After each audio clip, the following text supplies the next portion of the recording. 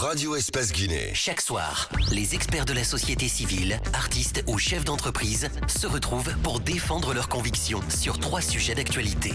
Éditorialistes, experts, influenceurs, artistes, chefs d'entreprise, l'occasion d'entendre ces personnalités s'exprimer sur des thèmes divers et même hors de leur domaine d'expertise. Sur Espace, c'est Les Informés. Tierno Madjouba, Félix Tamba Milimuno, Théophile Fassamano, Alphonse Mara. Si vous souhaitez intervenir dans cette émission Les Informés sur Radio Espace TV, vous pouvez aller sur Twitter à travers le hashtag Espace Informé. Vos réactions seront lues vers la fin de cette émission. Bonne arrivée si vous nous regardez du côté de Hamana, c'est dans le Kouroussa, tout comme du côté de Kouroussa sur Radio Espace. Mamadou Kali, Diallo, consultant, activiste des droits de l'homme. On va revenir sur cette question parce que tout à l'heure, Félix parlait de cette situation des droits de l'homme. Au lieu de prendre un exemple sur le cas du Tchad, pourquoi ne pas prendre un exemple sur le cas guinéen? Depuis 1950 jusqu'à nos jours, il y a eu beaucoup de violations des droits de l'homme, mais les gens n'ont jamais été sanctionnés.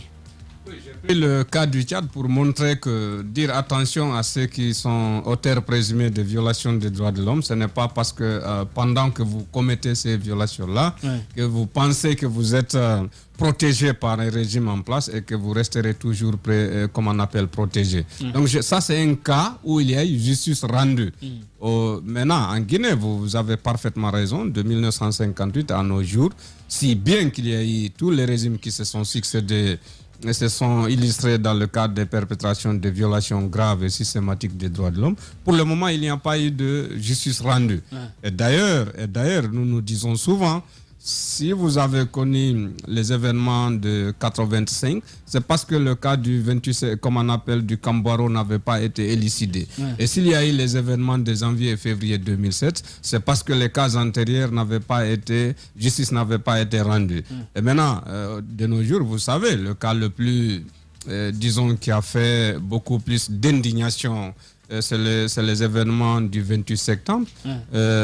Voilà, vous voyez, la dernière mission de la Cour pénale internationale est venue quand même donner un ultimatum par rapport au procès qui pourrait se tenir afin que les victimes soient rétablies dans leurs droits. J'ai envie de dire aujourd'hui que le traitement de ces questions de violation des droits de l'homme, c'est à l'avantage même de la Guinée. Parce que si vous voyez ce cycle répétitif de violation des droits de l'homme, c'est parce que jusqu'à présent, les présumés auteurs n'ont pas été traduits devant les tribunaux. Donc, vous voulez dire que les violations des droits de l'homme que nous connaissons dans notre pays aujourd'hui résultent du fait qu'antérieurement, il n'y a pas eu de justice? Je vous donne un exemple frappant.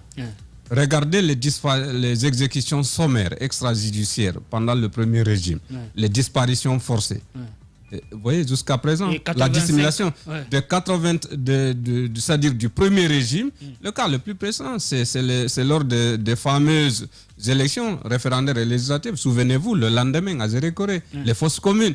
Les fausses communes, depuis ce temps jusqu'à présent, on en parle. Et vous savez, la commission d'enquête qui a été instituée par le Conseil des Nations Unies, qui a enquêté toute indépendante, qui a enquêté sur les événements du 28 septembre, a parlé de 10 corps disparus, des citoyens guinéens. Vous voyez, donc encore une fois, si les premiers cas de disparition forcée avaient été traités conformément à travers un procès juste et équitable, on n'allait pas enregistrer cela aussi en 2020. Bien. Oui. Les réfractaires à cette question de droits de l'homme se posent souvent la question de savoir pourquoi ce n'est que dans des pays sous-développés qu'on exige les droits de l'homme. Des grandes puissances comme la France et les États-Unis placent des individus sur des fichiers S ou même les détiennent sans procès, sans considération. Pourquoi nous n'exigeons pas à ces pays-là la question des droits de l'homme? Non mais écoutez, ceux qui le disent, c'est mal connaître. Partout, il y a les questions des droits de l'homme. Et d'ailleurs, ces gens-là, j'ai envie de vous dire, il y a ce qu'on appelle les obligations fondamentales de l'État. Pas l'État guinéen, pas l'État américain, les États. Donc je prends État avec grand E. C'est l'obligation de protéger les droits de l'homme. D'abord de respecter. Chaque État a le devoir de respecter, donc d'empêcher la violation des droits de l'homme. C'est l'obligation de protéger. Donc malheureusement, avec l'obligation de protéger, nos États, le plus souvent, pensent que c'est la répression. C'est la répression. Voyez-vous, je donne un exemple. Voyez-vous, avec les SAMU, les services d'urgence, par exemple. Prenez en France, par exemple. À 5 minutes d'ici, dans cet immeuble, il y a un incident. Vous avez c'est-à-dire vous êtes rapidement secouru. Parce que c'est la vie d'abord. L'État vous protège. Voyez-vous, même la couverture sociale, vous ne travaillez pas. On dit d'abord c'est la personne humaine. On vous fait payer. Le moment où vous travaillerez, on va imputer petit à petit. Bien. Vous voyez, c'est pour vous dire combien de fois l'État vous... Il respecte l'être humain. Il respecte l'être humain. Combien de personnes perdues, des citoyens guinéens, de toutes les ethnies pendant ces... Regardez le cas de George Floyd. Combien de millions de dollars on a versé à la famille comme réparation? 27 millions de dollars. Et voyez-vous l'indignation de la population, l'indignation un peu partout, a fait même qu'on a requalifié les faits. Parce que toutes les violations pareilles, les bavures policières pareilles, on disait homicide involontaire. Et avec le cas de George Floyd aussi, c'était pour la première fois les charges, on dit homicide volontaire. Mais puisqu'il y a eu l'indignation un peu partout, le procureur a requalifié les faits. C'est ce qui a valu les 25 ans de peine infligés à l'autre. On a dit maintenant c'est un meurtre. Vous voyez? Et l'État a montré a assumé sa responsabilité de protéger en indemnisant 27 millions. Voyez-vous, toute victime, si vous vous permettez, toute victime, qu'elle soit guinéenne, qu'elle soit Peul, Soussou, Malinké, qu'elle soit une autre nationalité, a droit à ce qu'on appelle les droits fondamentaux. Le droit à connaître la justice, le droit à la connaissance de la vérité, le droit à la réparation du fait que vous avez été victime. Parce qu'encore, il faut le noter, les violations des droits de l'homme, c'est avec les préposés de l'État. Maintenant, ça peut être de l'administration centrale, ça peut être d'un élu local, ainsi de suite. Mais il faut porter une portion de responsabilité de l'État pour être auteur présumé de violation des droits. Et puisque c'est une violation des droits de l'homme, il devient un devoir de l'État, une obligation de venir à la réparation de la victime. C'est vrai qu'en matière de droits de l'homme, sur le cas de notre pays, c'est vrai qu'on peut prendre des exemples sur d'autres pays, mais ici, il y a beaucoup plus de violence d'État. C'est l'État qui violente ses citoyens. Comment expliquez-vous cette situation? Dans d'autres pays, l'État, même s'il y a des violences venant d'État, mais chez nous, ça atteint son paroxysme. Qu'est-ce qui pourrait expliquer cela? Qu'est-ce qui pourrait expliquer? C'est que l'État a failli à sa responsabilité de respecter et de protéger. Parce que la troisième obligation, c'est l'obligation de mise en œuvre. C'est que l'État prend toutes les mesures nécessaires, les mesures administratives et les mesures législatives afin de protéger l'exercice des droits de l'homme. Voyez-vous, quand je prends par exemple l'exemple, on a vu une institution, par exemple, qu'on disait institution nationale indépendante des droits de l'homme, l'INDH. En principe, si elle avait toutes les responsabilités, elle jouait pleinement son rôle, elle avait quand même, en tant qu'institution républicaine, une force importante pour protéger les citoyens. Mais malgré tout, vous avez vu, d'abord de la mise en place, l'État, on a regardé pour comment envoyer des militants, comment on appelle. Avec Mamadi Kaba, il y avait une petite avancée, mais depuis son départ. Vous voyez. Donc quand vous envoyez des actes, comme on appelle, des militants gelés pour occuper des postes aussi importants et stratégiques, vous n'avez que les résultats que vous avez. Pour preuve, tout récemment, celui qui était là-bas avant que l'institution ne soit dissoute, quand il y a eu des violations massives des droits de l'homme là, quand on l'a interpellé, il dit non, il faut d'abord que ceux qui sont en prison reconnaissent le troisième mandat avant qu'ils ne se prononcent. Oui, c'était le comble. Ouais. Alors, quand on est activiste des droits de l'homme, on ne doit pas défendre les faveurs d'un gouvernement, d'une communauté. Vous devez voir les choses en toute impartialité. Et ce sont des normes universelles. Bien. Chiplou. Le plus souvent, quand c'est l'État qui réprime les citoyens, vous, les activistes, vous montez au créneau, vous dénoncez. Mais quand c'est, par exemple, les populations, les individus même qui s'attaquent à d'autres personnes, comment vous réagissez? Le dernier cas en date, c'est bien sûr le cas Massila. Vous, en tant qu'activiste, quel a été votre point de vue? Quelles ont été vos réactions? Très bien. Voilà. Encore une fois, c'est une question. Je suis heureux que vous la posiez. Ça résume même un peu la position de Alphonse Mara. J'ai envie de vous dire, c'est comme si c'est souvent on nous dit, vous parlez de droits, vous ne parlez pas de devoirs. Écoutez, vous savez, tout ce qui est devoir, c'est l'État. C'est la mise en œuvre. Encore une fois, ceux qui a sa voiture, qui n'a pas payé, comment on appelle, sa vignette, l'État n'attend pas pour qu'il paye au moment venu. Parfois, même si vous dépassez la limite, on vous fait même une amende. Ou bien, ça c'est l'État. Et tous nos droits deviennent des obligations de l'État. Donc, le cas de Ma dont vous avez parlé, vous avez vu l'indignation des activistes des droits de l'homme. Et encore une fois, c'est que la lumière soit faite, c'est que les présumés auteurs soient traduits devant les tribunaux. Maintenant, il y a un problème.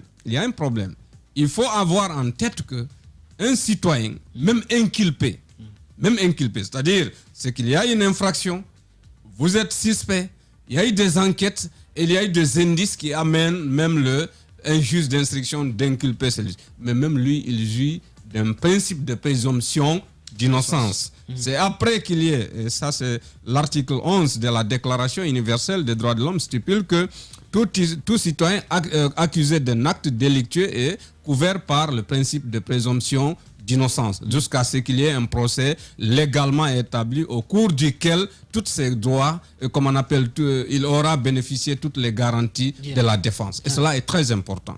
Parce que vous avez vu, même les pays développés où des juges sont très indépendants et les procès sont justes et équitables, ou même on peut passer un président pendant son exercice, je parle par exemple du cas, on peut se tromper. Par exemple, vous voyez des citoyens qui avaient été condamnés à 10 ans, 20 ans, et après il y a des contre-enquêtes, on trouve que non, ce n'était pas la personne. Vous voyez, donc encore une fois, et on n'envoie pas un citoyen en prison pour détruire le citoyen, mais plutôt, vous savez, la détention, c'est l'exception en matière de droits de l'homme. Sinon, la liberté d'aller et de venir est une liberté consacrée. Aïe, Amadou. Monsieur Khalid Diallo, entre 1948 et 2021, c'est vrai que beaucoup d'eau a coulé sous le pont.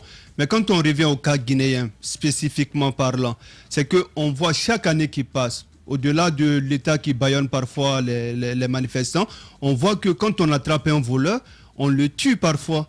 Ça arrive presque dans toutes les régions de ce pays. De quel vous voyez cela et de quel moyen vous disposez, de quel moyen dispose votre entité pour mener à bien son travail? Merci, c'est très pertinent. Mais nous faisons des sensibilisations. C'est que dans un état de droit, dans un régime démocratique, nul n'a le droit de se rendre justice. Et chaque citoyen est justiciable, il peut être justiciable. Maintenant, il y a un problème. Ce sont les conséquences de la crise de confiance que les gens avaient vis-à-vis de l'institution en charge de rendre justice. Parce que vous savez, à un moment donné, la justice guinéenne n'était pas celle qui répondait aux attentes des justiciables. Pour preuve, on a vu les juges venir se repentir devant le colonel Mamadi Doumbouya au palais pour dire qu'ils prenaient, les magistrats guinéens, ils nous ont dit clairement qu'ils prenaient des décisions sur du faux. Ça a contribué à créer une crise de confiance. Je donne 2 exemples illustratifs. On a vu un cas à Kouroussa, par exemple, où des officiers de police judiciaire avaient traqué de coupeurs de route présumés. Ils ont conduit en prison. La population a dit, écoutez, nous on n'a pas confiance, ils vont les libérer. Les populations sont parties les extraire, les battre à mort, les brûler vifs. On a vu un cas en Lambagne ici, Carrefour canadien, en 2018, en plein mois de Ramadan, le jeune Adama Oulare qui avait discuté à la veille avec un de ses amis. Et il est venu le matin, il se trouve que par coïncidence malheureuse, la nuit des taximètres moto, je veux dire, entre guillemets, avait été victime de braquage. Lui, il vient parce qu'il avait discuté avec son ami là, la nuit, le jeune Adama Oulare vient réclamer sa dette. Malheureusement, son ami dit, voilà un des bandits qui nous avait attaqué la nuit, on tombe sur lui, on le bat à mort, quelqu'un se permet d'envoyer un pneu, d'autres une boîte d'allumettes, on le met et on se met en cercle pour filmer. Et les forces de l'ordre n'étaient pas loin. C'est des exemples et en ce moment-là, effectivement, on avait organisé des séries de sensibilisations sur ces scènes de violence. Parce qu'en matière de droits de l'homme, on appelle les atteintes aux droits de l'homme. Ça, ce sont des atteintes aux droits de l'homme. Encore une fois, c'est des choses que nous déplorons, que nous condamnons fermement sous toutes ses formes. Et nous faisons des travail de pédagogie, de sensibilisation pour dire que ce n'est pas parce que vous n'avez pas confiance à la justice. L'idéal, c'est que la justice soit une justice juste et équitable, impartiale. Mais ce n'est pas parce que vous n'avez pas confiance à la justice que vous pouvez vous rendre aussi justice. Bien, donc si je vous comprends bien, Kali, aujourd'hui, pour qu'il y ait droit de l'homme dans un pays, il faut que la justice joue pleinement son rôle. Oui. Que les auteurs soient traduits en justice, s'ils se retrouvent coupables, qu'ils soient condamnés. Oui, et puis je veux vous dire, il suffit juste qu'il y ait une volonté politique réelle. Et nous sommes très heureux que théoriquement, pour le moment, la déclaration du colonel qui dit maintenant la justice sera la boussole qui orientera les citoyens guinéens, parce que le manque de justice, le deux poids deux mesures, la justice à double vitesse qu'on a enregistrée ces dernières années avait contribué fortement à dégrader les relations entre les citoyens et à créer une crise de confiance énorme entre les institutions républicaines et les citoyens, entre même les gouvernants et les gouvernés. Je donne un exemple illustratif. Vous savez, vous avez mené un combat ardu contre l'injustice, par exemple, qu'avait subi Fonike Mangue. L'infraction dont on reprochait Fonike Mangue, la peine maximale, c'était 1 an. Et on dit un tribunal, parce que nous sommes régis par ce qu'on appelle le principe de double juridiction, au tribunal de première instance de Mafanko, on dit bon, 11 mois. C'est que la cour d'appel ne pouvait au maximum que de dire 12 mois. 12 mois. Vous voyez? Donc ça, c'est des exemples concrets. Après, il est condamné à 3 ans. C'est des exemples concrets et qui ont, malheureusement, c'est des preuves palpables et qui ont contribué à montrer encore une fois que la justice était caporalisée. Maintenant, il y a des choses. Cela ne justifie pas et ce n'est pas des excuses faciles aux magistrats de venir aujourd'hui nous dire qu'ils étaient sous pression. Il fallait refuser parce que vous avez prêté serment. Et malgré tout, on a vu un certain Charles Wright, par exemple, qui s'est distingué. Malgré tout, parce qu'encore une fois, il y a de ces choses, il faut assumer. Et il faut assumer pleinement. Au moins, il faut pouvoir dénoncer et vous attendez les conséquences. Parce que si vous vous taisiez en ce moment, d'autres s'étaient tus, ça n'allait pas. Et vous voyez. Voilà. Ça vous donne raison, d'autant plus qu'il y a de ces magistrats, il y a de ces juges qui se sont illustrés, notamment Charles Wright et Mohamed Diawara du tribunal de Kaloum. Chiplo. Les tractations se poursuivent pour la composition du CNT. Et vous, à l'autre niveau, au niveau donc bien sûr des défenseurs des droits de l'homme, comment se passent les choses? Où est-ce que vous en êtes concrètement? Où nous en sommes, vous savez que... Quel est son regard peut-être sur le futur CNT, peut-être, je ne sais pas. Voilà, parce que vous savez, on n'est plus à la phase de dépôt de candidature et autres. Maintenant, moi, mon regard, encore une fois, tout le monde a applaudi le CNRD qui est venu nous trouver dans une situation extrêmement difficile. La liberté d'expression, la liberté d'opinion était vraiment réduite, confisquée, bafouée. On était venu. C'était une forme de torture béante, vous le savez. Mais je crains une chose, parce qu'à l'allure où vont les choses, je crains qu'il y ait rupture. Alors que je souhaite vivement et ardemment, et même mes prières formulées, que l'honneur que le colonel Mamadi Doumbouya a eu pendant ce jour-là, le 5 septembre, qu'au sortir de cette transition, qu'il garde cet honneur. Qu'il sorte par la grande porte. Par la grande porte. Et moi je pense, pour y arriver, parce que de toute façon, nous n'occultons pas les Guinéens, très intelligents dans le cadre de la fabrication de personnes occultes. Et je pense à l'allure où volent les choses, je commence à avoir des signes qui me laissent craindre. Moi j'aurais voulu, même la question de mise en place du CNT, si ça ne tenait qu'à moi, on a une constitution par exemple de 2010, qui a des avancées très significatives, qui n'est pas complète, qui n'est pas parfaite. Par exemple, si vous prenez la candidature indépendante, je l'ai toujours dit avant ce jour, il faut ouvrir la candidature indépendante. Nous avons des personnalités de la société civile qui pourraient candidater au niveau de toutes les élections présidentielles. Qu'on le fasse, locales, législatives, présidentielles. Mais c'est de prendre une commission de magistrats intègre, de consolider cette commission et de cette constitution et la soumettre par voie, de l'adopter par voie référendaire et aller aux élections rapidement. Moi je pense que ça pourrait l'épargner, c'est-à-dire un clash avec la classe politique à l'avenir. Amadou, avant de revenir vers Alphonse. Monsieur Kali Diallo, vous avez eu des formations avec la baïonnette intelligente concernant les policiers et certains jeunes, mais on voit après quelques semaines, il y a toujours cette violence-là qui demeure, qui devient plus forte. Et revenant à cette manifestation qui a eu lieu il n'y a pas longtemps au siège du RPG, y a-t-il violation des droits? Et puis l'événement du 5 septembre, le déroulé de ce jour-là, y a-t-il eu violation des droits de l'homme ce jour? Merci beaucoup. Oui, nous déroulons les formations. D'ailleurs, je suis revenu hier, du 25 comme on appelle, novembre à nos jours, on a réussi quand même à former...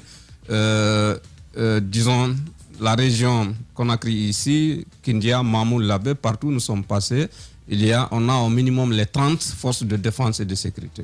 avec des administrateurs territoriaux dans le cadre effectivement de cette problématique de la liberté de manifestation sans violence, donc dans le respect des droits de l'homme. Nous sommes en train de, à travers une pédagogie de formation, de vulgarisation de ces normes-là, et nous avons un espoir que désormais, on pourrait le faire s'il y a une volonté politique réelle. Je précise bien, s'il y a une volonté politique réelle, on pourrait le faire sans violence, en épargnant ces destructions d'édifices publics et privés, les violations des domiciles, les atteintes à l'intégrité physique et morale des personnes, morts d'hommes. On peut l'éviter. Ça, c'est... On a des bons feedbacks. Bien. Parce qu'il y a quand même des contacts importants qui sont noués entre ces jeunes-là et les deuxième question sur le siège du RPG, rapidement, sur le temps des auditeurs. Oui, deuxième question, sur... D'abord, il y a le principe, il y a la réalité. Le principe, c'est que la liberté de manifester, elle est consacrée par toutes ces normes dont on a cité auparavant et par l'actuelle charte en son article 34. En français facile, rapidement. En français facile. Voilà. Maintenant, vous approuvez ou bien vous désapprouvez? Non, il y a des choses. Excusez-moi. Je pense que c'est important de faire un travail pédagogique. Parce que souvenez-vous, on est dans un contexte de Covid. Je crois savoir que les manifestations avaient été, compte tenu du fait de Covid, avaient été préalablement interdites pour le moment. Je ne sais pas si ça... Il y a des concerts. Ok. Il y a des ça, c'est un aspect. Ça, c'est un aspect. Un meeting dans un siège d'un parti politique, c'est tout à fait normal. Maintenant, une manifestation sur la voie publique, il y a des préalables. Bien. Il faut envoyer une lettre d'information à l'autorité concernée, l'autorité civile, donc la mairie concernée.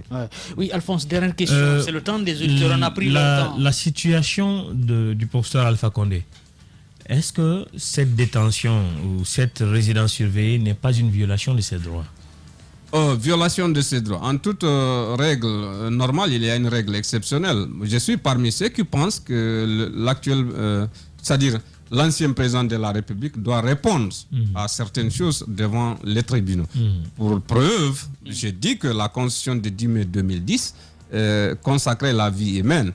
Et on a vu toutes ces bavures policières. Il était le premier magistrat, le premier ministre des forces de défense et de sécurité. Il était le garant de la Constitution, il y a eu toutes ces violations des droits de l'homme. Il n'y a pas eu d'enquête indépendante sérieuse qui a réussi à identifier les présumés auteurs. Je pense que c'est tout à fait normal.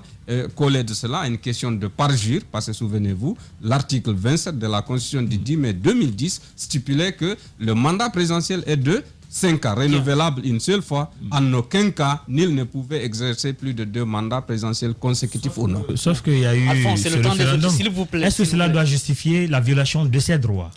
Non, je ne dis pas la violation de... Mais vous savez, quand on est en règle de, judiciaire, l'exception, encore une fois, de la détention, c'est une exception. Encore une fois, nous l'avions dès au premier jour, à l'instant même, si vous le voulez, de préserver son intégrité physique et morale. Mais je pense que ça doit être un cas d'école pour que lui-même, il nous dise devant un procès juste et équitable à travers une juridiction conforme par rapport à ce qui s'est passé. Mamadou Kalidia, le consultant activiste des droits de l'homme sur Radio Espace, les informés, le temps des auditeurs.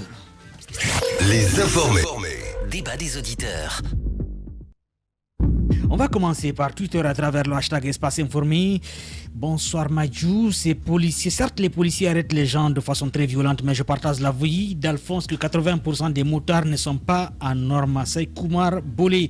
Une autre réaction, les maux dont souffre ce pays sont innombrables. Les premiers à diriger ce pays sont jusqu'à aujourd'hui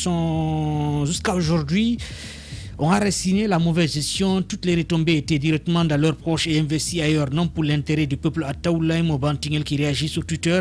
Bonsoir Madjo à toute l'équipe des informés. Si vraiment les nouvelles autorités veulent mettre fin aux tracasseries policières, elles doivent mettre un numéro vert à la disposition de la population, comme ils l'ont fait à la gendarmerie. J'ai confiance au ministre Bachir Diallo. Abdoul Aliou Waria sur Twitter. Mamadou Salih Bachir. Bonsoir Madjo à toute l'équipe. La police routière doit bénéficier d'une bonne formation afin qu'elle sache comment verbaliser avec respect en respectant les procédures. Ça éduque non seulement le conducteur et il saura comment se conduire à la prochaine. Une autre réaction, bonsoir Thierno Madiou Alphonse est totalement hors-jeu. Alpha Mahmoud, lui, certainement c'est un motard. On va prendre cet autre appel. Bonsoir et bonne arrivée. Le tout premier intervenant d'ailleurs. Bonsoir Alpha Mahmoud. Allô? Bonsoir. Quelques soucis avec la liaison. Est-ce que vous pouvez vous déplacer un peu, s'il vous plaît? Oui, bonsoir. Bonsoir, bonne arrivée. Voilà, donc ça va, Karamba. Et là, je suis vraiment désolé, il va falloir rappeler. C'est toujours le même problème avec vous. On va enchaîner avec une autre réaction. Désolé. Bonsoir et bonne arrivée. Oui, bonsoir, M. Kernomadi, vous allez bien? Ça va, Dieu merci, Mohamed Al-Fabari de Madina, on vous écoute. Oui, je vous salue, doublement, je suis d'accord et avec vous et avec M. Alphonse. Et je salue là-bas le grand défenseur des droits de l'homme, M. Kali Diallo. Vous savez, M. Kernomadi, vous l'avez dit, bien sûr, les policiers sont des arnaqueurs à outrance. Mais je pense qu'ils doivent faire peau neuve maintenant. Parce que la situation a changé. Il faudrait qu'il change. Parce que le ministre que j'ai vu là, M. Bassir là, il sera implacable. Hein. Moi, je pense que la police doit être l'exemple. Parce que quand vous allez dans les autres pays, au Sénégal, je ne cite même pas aux États-Unis, au Sénégal, en Côte d'Ivoire, ici, M. Sol, là-bas, c'est pas ça. La police, on te verbalise, on te donne un ticket et puis tu payes. Mais vous allez voir ici un policier qui s'arrête devant un motard, il s'arrête devant une voiture, il s'arrête là-bas. Mais imaginez si le chauffeur là est dans un état d'ivresse, ou bien le policier, qu'est-ce qui va arriver? C'est ce qui est arrivé au policier là, à la tannerie là-bas. L'autre l'a ramassé, je ne souhaitais pas, il a perdu la vie. Moi, je pense qu'il faudrait qu'on forme ces policiers-là. Il faudrait qu'on les forme la pédagogie académique. Il faut académiquement qu'on les forme pédagogiquement pour qu'ils sachent qu'ils sont là pour les citoyens-là, ils doivent les protéger. Je voudrais poser une question à M. Diallo. Rapidement, oui, Mamadou. M. Diallo, qu'est-ce que vous voulez qu'est-ce que vous voulez qu'on mette dans la constitution qui viendra pour que en Guinée aussi, que désormais qu'on ait l'alternance, comme les États-Unis, pourquoi les chefs africains aiment se cramponner au pouvoir, M. Diallo? Merci beaucoup. Portez-vous bien, bonne soirée. Oui, Kali. Oui, disons que ça avait été mis en tirant les leçons du passé. Il y avait les intangibilités quand même. Oui, l'article 154 était très clair. La forme républicaine de l'État, le principe de laïcité, le principe de l'unicité, le pluralisme politique et syndical, le nombre et la durée du mandat présidentiel ne pouvaient faire l'objet d'une révision. Bien. Alors c'est de respecter. Il faut respecter. Ousmane Le Noble qui réagit sur Twitter. Bonsoir toute l'équipe. Sûrement que Tom Alphonse a été énervé à la maison avant d'arriver au studio. Sinon, la cherté d'immatriculation des véhicules n'a jamais eu d'impact au niveau de la société guinéenne, surtout au niveau des infrastructures. Lui, ça... mon ami Alphonse. Kata démocrate, bonsoir Madjou. À l'équipe des informés, le cas de nos polices, de la police routière, vous avez tout résumé dans le débat. La solution est seulement une formation rigoureuse de nos agents pour agir dans la déontologie. Kata démocratie depuis Cameroun, depuis Douala au Cameroun. Une autre réaction. Bonsoir les informés. J'ai l'impression qu'Alphonse ne vit pas en Guinée. L'arnaque policière est une réalité. Si tu as toutes tes pièces, ils vont t'arrêter et te retarder. Donc tu es obligé de te les donner, de les donner 10 000 francs. Maki de Dar es Salaam qui réagit. On va prendre un appel avant de revenir avec vos réactions sur Twitter. Bonsoir et bonne arrivée. Oui, bonsoir, M. Tcham. Votre nom, vous nous appelez d'où? Bonne arrivée, on vous écoute. J'imagine que c'est... Bonsoir, l'enfant de Dingré. Oui, bonne arrivée. Merci, mon grand journaliste. Moi, je pense que par rapport à ces policiers, vraiment, les policiers, on sait qu'il y a beaucoup de motards qui n'ont pas dans le nom, mais on connaît la manière que le policier aussi est en train de fatiguer les gens. C'est que moi, je demande au ministre de la Sécurité vraiment de penser à ça, parce que les gens souffrent, surtout les taxis motards là. Ils souffrent très bien et de saluer M. Kali. Merci beaucoup. Portez-vous bien. Bonne soirée. Toujours vos réactions sur Twitter à travers le hashtag Espace Informé. Salut la radio 2.0. Salut Madjou à toute l'équipe des informés de cet après-midi. Madjou, si vous arrivez à Cancan, vous allez voir le calvaire avec lequel les motards vivent dans la circulation. Mais Madjou donne le temps à Alphonse pour s'exprimer. J'ai bien compris. Habib Orekou Bissou qui réagit. Bonsoir Espace Informé. Les censés faire respecter la loi sont les principaux violeurs de nos lois. Tu as tous les papiers complets. Les policiers te demanderont encore le prix d'eau. L'arnaque policière est à ciel ouvert. J'espère que Madjou va bien prononcer Lama Bank. Voilà, Lama Bank. C'est bien noté. Merci beaucoup, Excellence Baldi, le Guinéen. Défendre ces policiers sur nos routes, c'est mal connaître les exactions qu'ils font sur les gens. Ils interpellent les gens sans motif, puis Ils les verbalisent d'ailleurs, c'est un triangle renversé car eux-mêmes ils roulent sans interdit à 3 et sans casque même. Où est la logique? Excellence Baldé, le Guinéen. Bonsoir et bonne arrivée sur Radio Espace. Il est 16h31 à Niagara, même heure à Dongoltouma. Bonsoir Tcherno. Bonne arrivée Julde de Koloma, mais qui nous appelle en direct de Madina, le poumon économique de Conakry. Bien sûr. Merci Tcherno, moi je te fais témoigner par rapport à le policier qui est en train d'arnaquer la population guinéenne. Parce que moi, des fois, je retarde à la maison avant de venir au travail. À Anta, pour passer à Anta, c'est un grand problème pour la population partie de 9h. Moi, je pense que même les CMS, qui sont parmi les gens qui sont en train d'arnaquer la population guinéenne. C'est interpelle le nouveau ministre de la Sécurité, de l'Asile, le plus rapidement que possible, pour que la population puisse circuler librement dans notre pays. Parce qu'on n'est pas étranger ici, on est dans notre pays. Les gens là ne vérifient pas qui est taximotard, qui n'est pas taximotard. S'il veut arnaquer un citoyen, on ne demande pas qui est taximotard ou bien qui est simple citoyen qui est avec son machine personnelle. Moi, je pense que c'est à le ministre de la Sécurité. Julde, que tu sois taximotard, que tu sois simple citoyen, on ne doit pas arnaquer quelqu'un. Donc, il n'y a pas d'excuse pour quelqu'un. Voilà. C'est pour cette raison, Tcherno, c'est interpelle le nouveau ministre de la Sécurité d'agir de plus rapidement pour que le policier arnaquer la population. Parce qu'on doit vivre ici, on doit circuler librement ici. Surtout si on a un massif moyen de déplacement. On doit circuler dans notre pays. Mais comme ça, c'est dommage dans notre pays. C'est dommage le nouveau ministre de la Sécurité d'intervenir immédiatement. Bien, merci beaucoup. Portez-vous bien, bonne soirée du côté de Madina. La cause des éducateurs sur Twitter, bonsoir, Espace Informé. Nous interpellons le CNRD à la paye de nos primes de documentation. Habituellement, ce n'est pas à l'heure du jour ce soir. Mohamed Esba, bonsoir, Thierry, toute l'équipe. Je salue votre invité. Je voudrais lui poser cette question. Depuis l'avènement au pouvoir d'Alpha Condé jusqu'à le renversement de son pouvoir le 5 septembre, quel est le bilan positif qu'il a apporté à la Guinée selon son constat? Je ne sais pas si vous avez bien compris la question. Oui, la réforme du secteur de défense et de sécurité, il faut le dire de façon très claire. Vous savez, à un moment donné, l'armée s'est définie aujourd'hui. La loi sur le maintien d'ordre, elle est très claire. C'est que le maintien d'ordre est révolu, comme on appelle, la responsabilité, c'est d'abord à la police, qui est aidée par la gendarmerie, mais l'armée ne doit pas intervenir dans le cas du maintien d'ordre. Bien. Donc ça, c'est une avancée. Bien, on enchaîne avec vos réactions sur Twitter. C'était une question de Mohamed Esba. Bari Abdoulaye Fougoumba depuis Morovia. Où va l'argent qu'on paye pour ces plaques aujourd'hui? Regardez l'état de nos routes. Toutes nos routes sont dégradées. Il n'y a même pas d'entretien permanent et toutes les routes qui ont été faites pendant le régime des CHU sont de mauvaise qualité. Bonsoir l'équipe des informés. Saïdou Yaouki depuis Kindia. Nous avons des policiers qui ont des tonnes sur ce qu'ils gagnent. Tu les entends dire le petit déjeuner du commissaire, le carrefour CFAO à Kindia, le tremplin. Une autre réaction, on reviendra avec cette réaction qui est très longue. En attendant, on va prendre un appel. Bonsoir et bonne arrivée sur Radio Espace. Les informés, c'est ici. Bonsoir monsieur. Vous nous appelez d'où et on vous écoute? Je vous appelle de Koutia, je m'appelle Kouyaté Ibrahima. Monsieur Kouyaté, vous êtes en direct, on vous écoute. Bon, c'est concernant l'arnaque des policiers.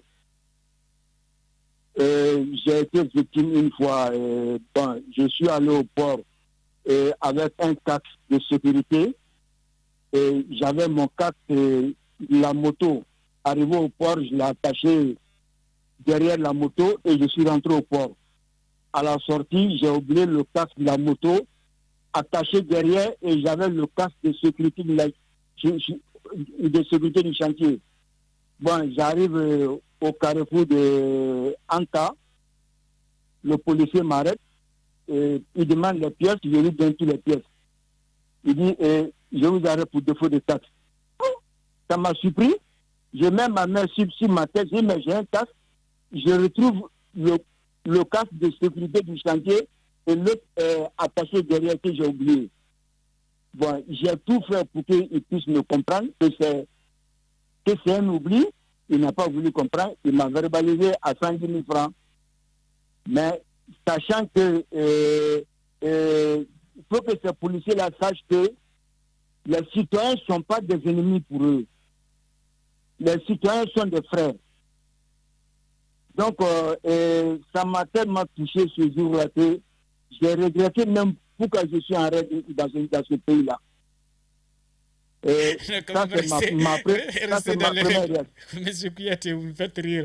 Soyez toujours dans les règles, Monsieur Kouyaté, oui. Non, ok.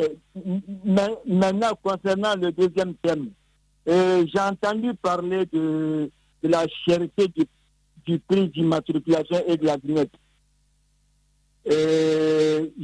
J'ai écouté la dernière fois la rématriculation sur l'une de vos chaînes, je crois. Monsieur Kouyaté, on va aller rapidement. J'ai cru entendre que l'immatriculation était avec la carte grise et la vignette. Donc, c'est ces prix-là qui sont tous inclus dedans. Donc, si tel est le cas, il n'a qu'à revoir quand même le prix. Bien, merci beaucoup. Merci beaucoup, Monsieur Kouyaté. Portez-vous bien. Bonne soirée. Bonsoir, les informés. Il est temps de vous informer que la population doit faire vraiment attention car les personnes mal intentionnées peuvent aussi confectionner des plaques d'immatriculation. Diala Omar depuis Kankanabaya, communicant FDG qui réagit sur Twitter. Bonsoir, le colonel Doumbouya. À travers le ministère de la Sécurité doit revoir la situation des agents de la police routière. Beaucoup d'entre eux ne connaissent pas le code de la route. Il faut impérativement évaluer ces agents. C'est un problème. Kondé Mamadouba qui réagit sur Twitter, Tidjane Botégé depuis Douala au Cameroun. Bonsoir. Si la charité bien ordonnée commence par soi-même, alors avant de demander aux gens de respecter la loi, il est normal que ça commence par le haut. Tidjane Botégé depuis Douala au Cameroun. Bonsoir Monsieur Tierno, bonsoir toute l'équipe. À mon avis, si la personne est en règle, il n'a rien à craindre de se rendre au ministère de la Sécurité. Chérif Télésaz depuis Congo-Brazzaville qui réagit sur Twitter. Voilà, on va prendre un autre appel avant de clôturer cette émission, avant de partir avec la Minute Orange. Bonsoir et bonne arrivée. Bonsoir, Tierno. Votre nom, vous nous appelez d'où? Oui, bonsoir à votre invité. Bonsoir à vous tous. Je suis entièrement d'accord avec vous. Il y a un moment passé, donc rien n'allait entre les mototaxis, entre les motards et les policiers. On le constate. Puisque moi-même, un jour, ici, devant la mairie de Matoutou, ici, là où il y a le fait là, j'ai constaté que j'ai entendu moi-même un policier avec un taxi motard, il est en train de s'insulter. L'autre a insulté la maman de l'autre. L'autre aussi a insulté la tante de l'autre. Moi, je suis intervenu pour les séparer. Effectivement, il y a un manque de formation. Si la force de sécurité a reçu des formations de la part de l'État, moi, je pense que la police a reçu moins. Tout à l'heure, il y a un de vos collègues, votre collègue là, qui a posé la question à savoir s'il y a une amende en République de Guinée conforme à la loi qui va jusqu'à 500 000. Je dis oui. Ça peut aller jusqu'à même 15 millions. Selon la loi L 2016-060 du 26 octobre 2016, dans laquelle est inséré le code de route, le code de route est classé en 5 classifications. D'abord, première classe, 50 000, deuxième classe, 200 000, troisième classe, 300 000, quatrième classe, 400 000, cinquième classe, 500 000. Au-delà de 500 000, c'est qu'il y a une récidivité. L'amende serait à 500 000, cinquième classe. Mais au-delà, il y a une récidivité. Effectivement, au-delà de 500 000, ça va à 1 million. Et au-delà de 1 million, là, on peut considérer maintenant comme c'est un délit pénal. Et là, ça va de 1 million à 15 millions de francs guinéens. Je le dis parce que... Merci pour toutes ces explications. Voilà. On aurait aimé continuer avec vous, mais malheureusement, nous ne sommes plus par le temps. Merci beaucoup, Elhaj Karamba. Diabiti, j'ai bonne mémoire. Si je reconnais la voix. Bonsoir, Thierno, c'est Mamadou Diallo depuis Fria. Nous prions à son excellence Doumbouya d'écouter bien votre invité, Kali. Car c'est une très bonne idée qu'il vienne d'avancer, reconduire la constitution de 2010 et modifier ce qu'il y a lieu de faire, comme il a dit Mamadou Diallo depuis Fria qui réagit. Une autre réaction de Poulotoro Linsan. Bonsoir Madio, toute l'équipe. Certains policiers de notre pays ne font pas honneur à ce service. Le ministre Bachir doit revoir leur situation. J'ai été personnellement victime à plusieurs reprises de ces tracasseries policières. Honte à ceux qui s'adonnent à ces mauvaises pratiques. Poulotoro Linsan qui réagit sur Twitter à travers le hashtag Espace Informé. À la régie, Kadi Touré, Kadi Fofana, Fantagiri, Alassane Bari, alias Sokra Kamara, Dembadouno Jamari, Lamine Sidibé, Nala Sidibé, Poutine Silla avec une réalisation ce soir assurée par Idi Kaba, ici à la radio Abdelkader Dramé. Merci à vous Amadou Sow, Félix Milimono, Alphonse Mara, Chiplo, c'est la Minute Orange. Mais avant de vous retrouver, on va dire merci à notre invité Kali. Merci, à très bientôt et bonne chance. Merci, Et félicitations merci pour tout à ce que vous. vous faites. Non, félicitations à vous, les informés aujourd'hui. L'émission vient d'être créée et vous êtes honnêtement pas vous lancer de fleurs, très bien suivi un peu partout. Félicitations à l'équipe et plus particulièrement vous qui mène le leadership. Merci beaucoup Mamadou Kali Diallo. À très bientôt. La Minute Orange, c'est tout de suite aux téléspectateurs qui nous suivent du côté de Kolabouy, c'est dans Bokeh. Merci. On se donne rendez-vous demain sur Radio Espace, les informés. Radio Espace Guinée. Chaque soir, les experts de la société civile, artistes ou chefs d'entreprise se retrouvent pour défendre leurs convictions sur 3 sujets d'actualité. Éditorialistes, experts, influenceurs, artistes, chefs d'entreprise, l'occasion d'entendre ces personnalités s'exprimer sur des thèmes divers et même hors de leur domaine d'expertise. Sur Espace, c'est Les Informés. Tierno Madjouba, Félix Tamba Milimuno, Théophile Fassamano, Alphonse Marat.